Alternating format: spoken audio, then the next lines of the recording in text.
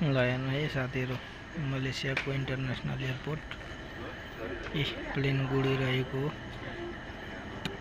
Batik airlines हो उडिरहेको। Malaysia airlines उडिरहेको।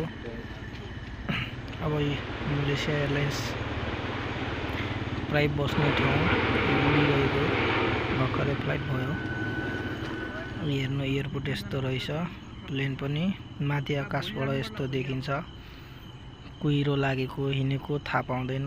यो नेपालको त्रिभुवन इन्टरनेसनल एयरपोर्ट झर्ने बेलामा यो डाँडा काँडाहरू देखिएको कति राम्रो भिरालो ओह्रालो है, कति राम्रो छ है हाम्रो सुन्दर शान्त नेपाल। हिमाल देखिरहेको यी काठमाडौँको एयरपोर्ट निर झर्ने बेलामा झर्दाखेरिको दृश्य हो। यस्तो देखिन्छ माथिबाट काठमाडौँ।